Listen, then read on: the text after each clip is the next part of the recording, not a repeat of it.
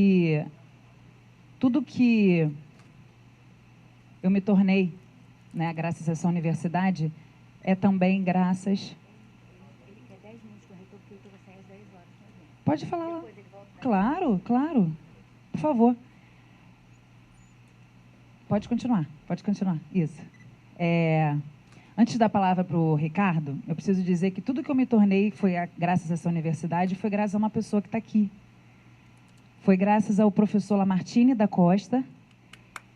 Gostaria de uma salva de palmas para ele, por favor.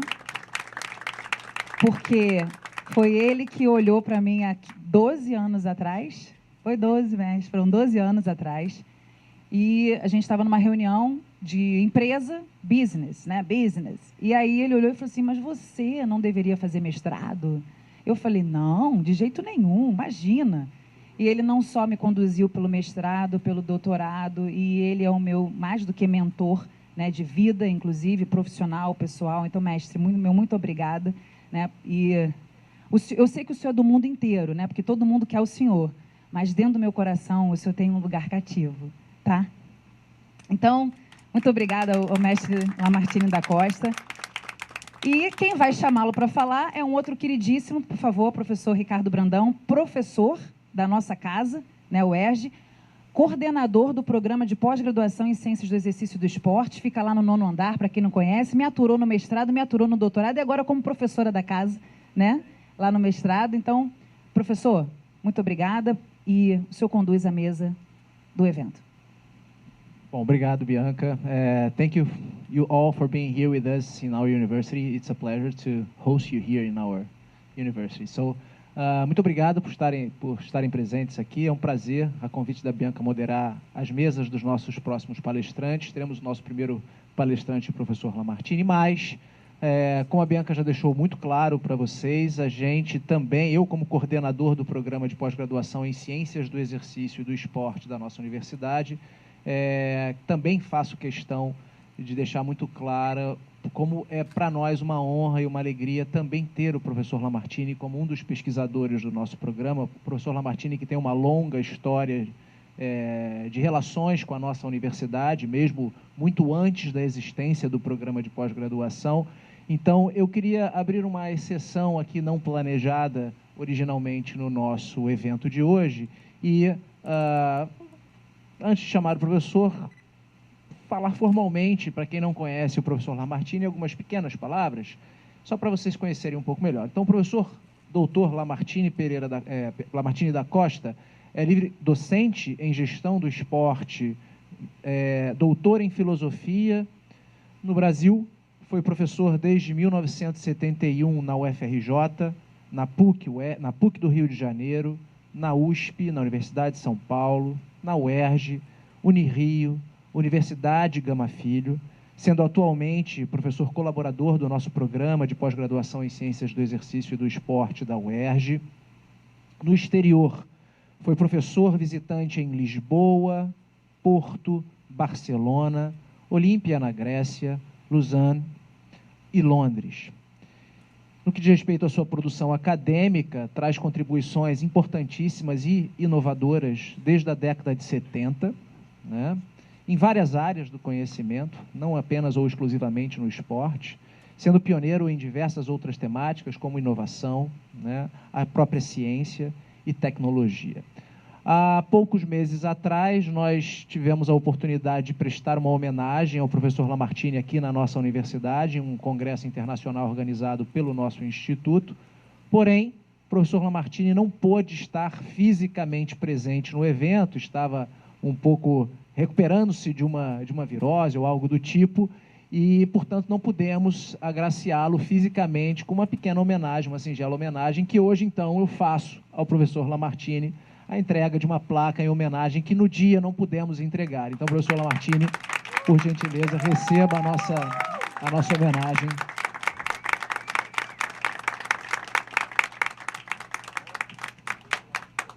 Abre a placa para foto, professor. Professor Lamartine, venha mostrar a sua placa aqui numa foto, por favor, professor.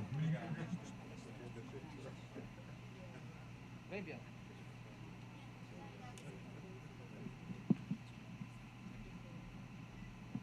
Pronto.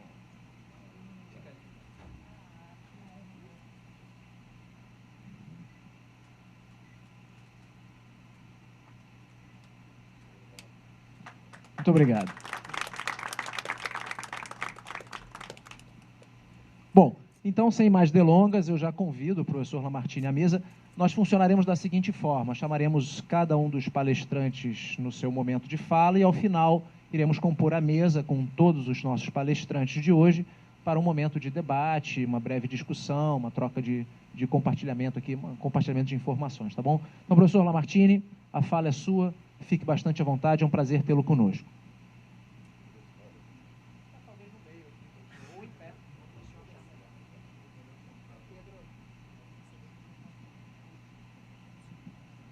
Podemos iniciar, então?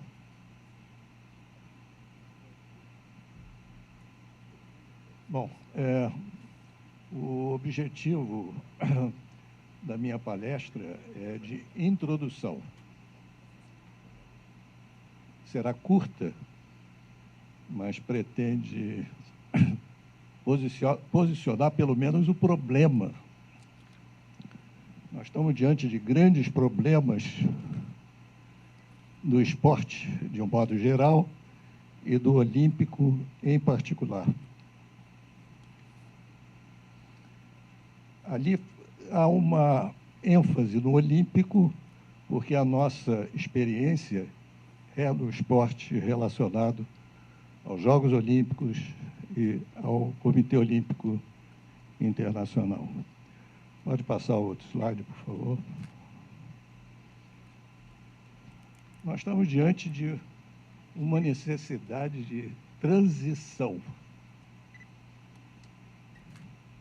Isso cria muitos desafios. Vocês verão que os nossos palestrantes vão falar o dia todo em desafios. E são verdadeiros esses desafios. Não somente para o esporte, mas para a humanidade em geral. Nós estamos numa transição de uma cultura que é globalizada, é a cultura digital. Então, essa apresentação, ela foi toda montada já dentro dessa nova era. Sejam bem-vindos à era digital no esporte. E, simplesmente, nós não sabemos o que fazer. Exatamente como todas as outras áreas da humanidade. Então, os nossos desafios no esporte são generalizados, são da humanidade de um modo geral. Vocês estão vendo ali a nossa experiência. Não é uma experiência isolada. Vocês devem estar lendo, e aí nós podemos passar, então, para o segundo slide, por favor, que mostra que é produto de uma experiência de trocas internacionais. Não começou nessa universidade. Já éramos desta universidade, mas foi mais ligada a entidades estrangeiras e, basicamente, aos acontecimentos relacionados com a Academia Olímpica Internacional na Grécia. Antes, nós tínhamos uma tradição que está no primeiro círculo, que é uma tradição relacionada à inovação no esporte, que era da Maria Lenk. Maria Lenk é a primeiro símbolo olímpico do Brasil. Grande nadadora, recordista mundial, professora da Universidade Federal do Rio de Janeiro, e que não foi compreendida na sua época, mas criou uma tradição que até hoje está viva entre nós, que era da autonomia na pesquisa.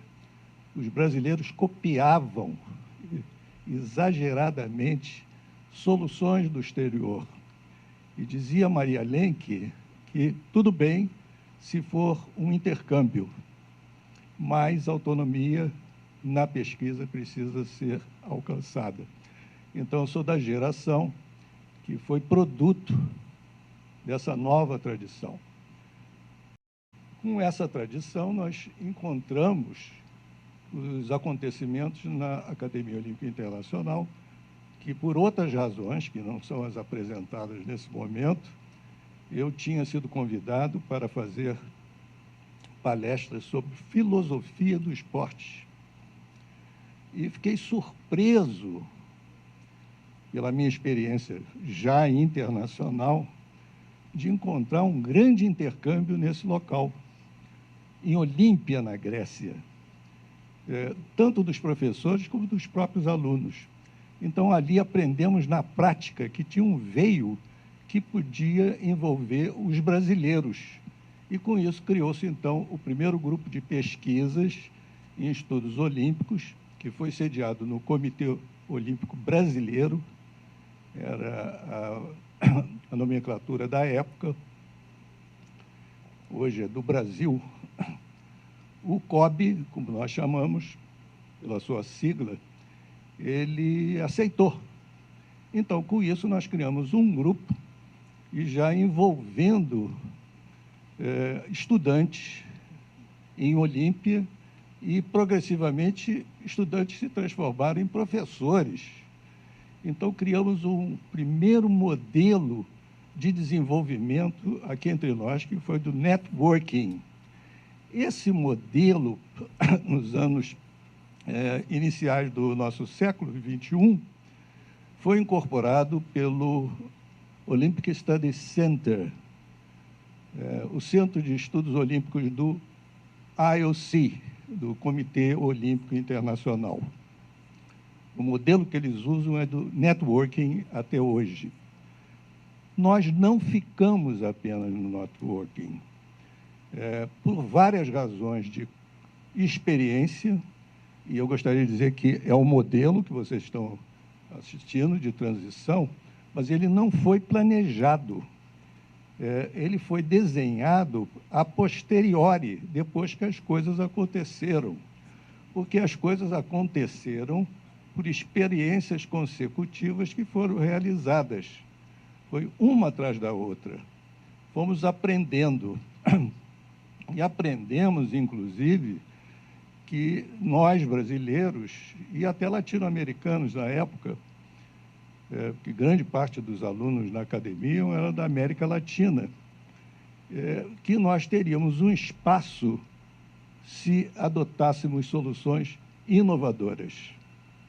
Esse é o discurso que vocês assistiram hoje aqui, no início, a inovação como solução, e foi adotada naquela época. Então, entramos no segundo estágio, como vocês podem assistir pelo slide aqui exibido, da produção coletiva de review books. Hoje a ciência está envolvida com livros de revisão, praticamente em todas as áreas. Nós não descobrimos essa solução. Para nós, era a solução que se apresentava naquele momento. E conseguimos acertar. Por quê? Nós combinamos autores brasileiros com autores internacionais. Tentamos a América Latina, mas ainda não existia. Então, tivemos que mobilizar alunos em vários países. Lá fui eu para a Argentina, Uruguai e outros países, Chile, para conseguirmos alunos que pudessem cooperar. Alguns resultados houve e são, até hoje, seguidores desses estudos olímpicos, como nós chamávamos na época, e continuamos a falar. Ali em cores diversas, nós encontramos as influências. Não foi uma criatividade, a inovação não é só a criatividade de uma pessoa, é do ambiente de vários autores. Por exemplo, nessa questão da produção coletiva, nós baseamos em Norbert Miller, que era um pesquisador famoso da Universidade de Mainz, na Alemanha, e dentro da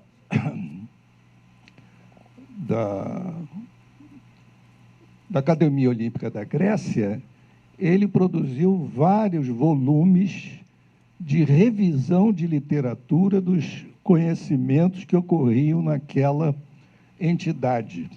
Nós nos inspiramos nele e passamos a ser colaborador com ele na Universidade de Mainz. Então, o networking que foi estabelecido com entidades estrangeiros já era nacional, já era internacional, e passamos, então, para a parte de produção do conhecimento, já inspirado não somente na tradição que havia vindo da Maria Lenk e das novas tendências que já se identificavam no Brasil quanto à inovação e à produção de conhecimento. A cópia não era somente da educação física ou do esporte, a cópia era generalizada, mas a partir dos anos 80 passou a ser muito ligada ao próprio país, como hoje acontece plenamente. Nós nem nos lembramos mais da fase de copiadores. Embora a tendência global seja de cópia com participação e autonomia na pesquisa. Muito bem, nós enfrentamos essa situação, então, preliminarmente, ao que são problemas atuais. E isso foi no início dos anos 90. Posteriormente, já entrando nos anos 90, já no século XXI, já entramos na fase digital, como nós vemos ali. A primeira opção que surgiu, e já dentro do envolvimento da UERJ, foi da plataforma. Todo mundo achava, no âmbito da tecnologia digital, que a plataforma seria a solução. E realmente é uma solução atual, mas não total. Ela junta os interesses, mas ela não é tão eficiente assim, porque os interesses continuam excessivamente autônomos e livres. É um modelo, não foi descartado. Há muitas plataformas ainda em atividade. E, posteriormente, nós aprendemos, e eu vou dar as influências, que estão ali já, da professora Ana Miragaia, que não está aqui presente, é de outra universidade, de Petrópolis, é uma cidade do estado do Rio de Janeiro, que trabalhamos juntos para criar essa plataforma. Já nessa fase, éramos totalmente internacionalizados. Nós conseguimos fazer, na década de 10, as 2 décadas iniciais do século XXI, reunimos quase 1.000 autores, próximo a 1.000 autores brasileiros e de vários outros países. Não conhecemos experiência similar no esporte. Tudo feito em publicações em inglês e português. O estágio atual é do inglês, português e espanhol, já que o último item, que também é outra evolução que houve naturalmente, influenciado pela Bianca, que já se apresentou, que já é produto aqui dessa universidade, e que trouxe novas fórmulas de entender essa colaboração digital, como nós vemos ali. E chegamos a uma solução que é atual e a que eu vim conversar com vocês sobre a nossa experiência, que é a solução do ecossistema digital. Se nós não encontramos soluções para a evolução do esporte, é bom pensarmos nessa pequena experiência, pelo menos em tamanho, que já está se tornando uma grande experiência internacional, e esse evento é um sinal desse efeito multiplicador, que o ecossistema é a solução, e eu vou passar, então, a fazer comentários nos próximos slides. Lamentavelmente, o tempo é curto, mas pretendemos escrever e detalhar melhor esse modelo para que seja disponibilizado para os interessados na gestão e na governança do esporte. Seja lá que escola siga, que varia por países e definições. e não somente dos olímpicos, mas do esporte de um modo geral. Então, podemos passar para... tem um slide. Sim, sim, é esse mesmo. Aqui nós temos... o anterior, por favor. Vamos ficar nesse. Aqui, então, nós vemos essa versão da experiência do modelo transição. Nós chamamos tudo transição. Da era digital, nós não temos ainda considerações definitivas. Nós vivemos tudo em transição. Então, respeitar escolas ou teorias é interessante como primeira posição, mas não deve ser a decisão final, porque a partir daquela posição nós vamos procurar outras soluções. Portanto, não é exagerada a ênfase que vocês encontraram com inovação. A solução é inovação. O empreendedorismo houve desde o início nesse modelo. Somos inovadores, procuramos soluções, mas estamos em transição. Então, a transição dessas duas últimas décadas, que passou da plataforma para o ecossistemas, como aqui nós encontramos. Ali é uma imagem mais da plataforma. Liga os diversos países, diversas línguas, em diversos atores, procurando em livros coletivos, distribuindo e editando. Não é uma tarefa fácil, mas nós acumulamos uma experiência muito grande, justamente para que o conhecimento possa ser distribuído por esses vários países. Essa tarefa já foi praticamente concluída como sucesso. Nós ainda continuamos insistindo nos livros de revisão, porque o livro de revisão hoje é a posição da ciência, de um modo geral, no mundo inteiro. A quantidade de artigos e revistas é colossal. Já se perdeu o controle da produção de conhecimento. Nós só podemos entender conhecimento agora através dos livros de revisão e alguns artigos de revisão.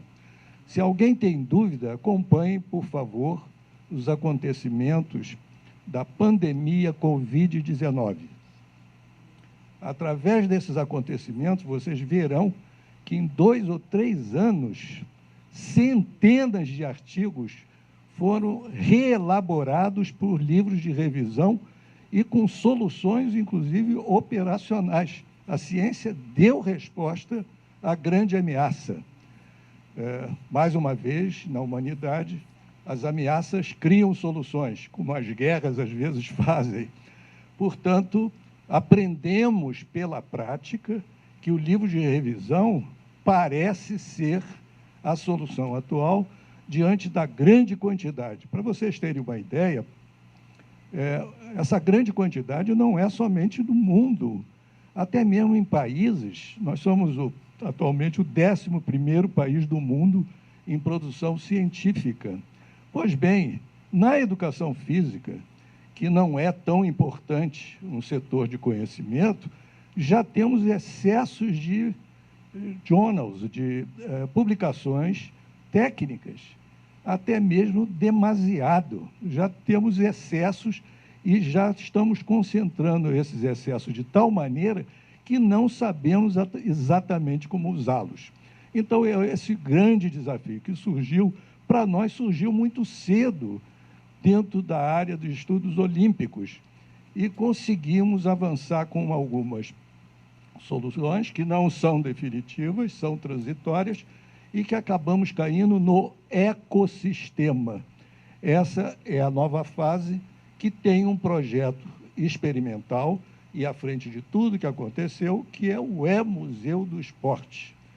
Eu tenho que explicar isso bem, a questão do ecossistema, que não pertence à produção nem brasileira, nem da pessoa que fala no momento.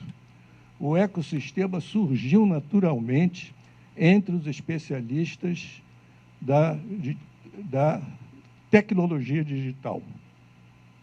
Por que ele é uma solução? Vamos ver algumas experiências que nós tivemos, por favor. Primeira experiência, como a Bianca sempre realça, tudo bem a experiência, tudo bem as soluções encontradas, mas tem que ver as oportunidades. Temos inovações, mas vamos ocupar com oportunidades. Isso é muito claro para nós brasileiros. A nossa condição científica é pequena, aliás, de praticamente todos os países. Os países de língua inglesa possuem 70% de todo o conhecimento que é produzido no mundo. 70%.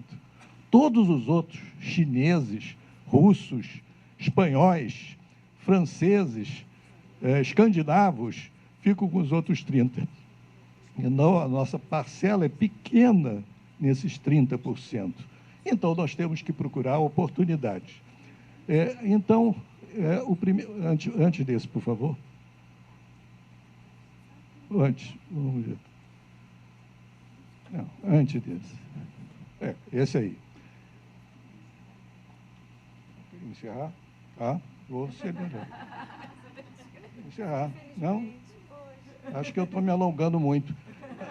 A experiência maior, a oportunidade maior, que surgiu, que não foi da minha cabeça apenas, surgiu ainda na Academia Olímpica Internacional, era do gênero. Não havia mulheres no esporte. Eu me lembrei da situação brasileira que não havia mulher dirigente esportivas. Não existia isso. Gestão desportiva com mulheres, nem pensar. Na educação física, sim, nós encontrávamos muitas mulheres, mas não no esporte, entre os dirigentes, uma situação que até hoje está acontecendo. A própria participação nas Olimpíadas foi na última década, e o Jean-Luc Chapelet, que está aqui na minha frente, poderá explicar melhor, física, na participação como atleta, porque na gestão ainda estamos muito distantes. Então, dentro da nossa percepção, nós corremos. Então, nós temos as pessoas que hoje tudo está documentado e à disposição de vocês, como eu vou apresentar no final. Essas são as mulheres que desenvolveram esse sistema. Não fui eu sozinho, eu sou apenas o porta-voz. A Bianca está representando, então, todas elas nesse momento. E muitas estão assistindo em suas universidades a essa palestra, do qual eu dou as devidas homenagens. Isso causou grande resultado. Descobrimos que as mulheres são ótimas para fazer os livros de revisão. Não se poderia juntar quase mil autores dos mais diferentes países. 2 livros de revisão foram feitos da China, para vocês terem uma ideia do impacto dessa solução, com essa solução feminina. O outro, por favor. Outro. A outra solução de oportunidade veio com a criação, para terminar, com a criação dos grupos de estudos olímpicos pelo Brasil, que são 6. Éramos 9, caímos para 6. Estamos em decadência em número, mas não em qualidade. Um deles, que é no Sul, no Rio Grande do Sul, já nos ultrapassou muitas vezes. Já são produtores de livros, de eventos, na América Latina inteira, usando o modelo da transição, da inovação, da participação feminina, de uma forma até audaciosa. Então, é necessário abrir também a oportunidade, não somente para os grandes centros, mas também distribuir geograficamente. Não foi uma descoberta nossa, se repetiu aqui o evento, que hoje tem relações internacionais, como essa figura, espero que esteja dando a entender. O outro, já para terminar, vamos falar Main Solution de Convergence. Na verdade, dizer que conclusivamente é um pouco complicado na era digital. Primeiro que muda-se tudo repentinamente. Então, só vou focalizar a última parte, que é do ecossistema, que é a nossa solução. E rara. Não se encontra isso muito na literatura esportiva e olímpica. O ecossistema não é uma descoberta nossa. Por que aparenta ser a solução? Como vocês vão ver pela palestra do Jean-Luc Chapelet, é muito complexo o sistema olímpico, porque ele inclui as mais diferentes entidades pelo mundo afora. É muito complicado coordenar esse tipo de atividade, como é muito complicado dentro de um país como o Brasil, por exemplo, o Comitê Olímpico Brasileiro, coordenar todas as atividades esportivas dos esportes olímpicos. Imagine internacionalmente. O ecossistema, nada mais é, para terminar, é uma solução digital para toda essa complexidade, porque coloca os diferentes em convergência, em coordenação, por interesses entre si. Porque se não tiver essa convergência e essa adaptação mútua, não funciona o sistema, ele para. O E-Museu do Esporte é milagroso, pelo menos no Brasil, e depois se transformou em internacional, porque ele junta todas essas peças num lugar só. Porque mantém autonomia, são autônomos e vão continuar a ser, e é da tradição desportiva, e salve todo mundo que é autônomo. Estão certos, mas tem que se adaptar a um conjunto. Antes se falava muito em stakeholders, ainda se fala. Stakeholders é uma solução que os europeus e americanos gostam muito, mas em outros lugares, até mesmo dentro da Nova Europa e Novo Estados Unidos, e sobretudo da China e da Índia, é melhor entender esses entes autônomos dentro de um conjunto de entendimento entre as partes, senão o sistema não funciona. É diferente da plataforma. A plataforma funcionava com as distinções, nós mesmos administrávamos isso. No ecossistema não é possível. Tem que haver entendimento entre as partes, de outra maneira, não há resultados plausíveis. Então, o modelo de stakeholders, que é muito agradável a todos nós e é internacional, ele tende a se adaptar, mantendo o sentido de stakeholders, mas dentro de um sistema digital. Outro para terminar, por favor. Tudo isso que eu estou dizendo, que é numa palestra muito curta, precisa ser entendido como algo registrado. Toda essa literatura está em inglês e português à disposição daqueles interessados, que o E-Museu vai colocar à disposição. Há extensas obras a respeito do que eu estou falando, e eu espero que, no futuro, nós possamos nos encontrar para trocar ideias sobre esse tema. O último, por favor. Muito obrigado, um abraço a todos.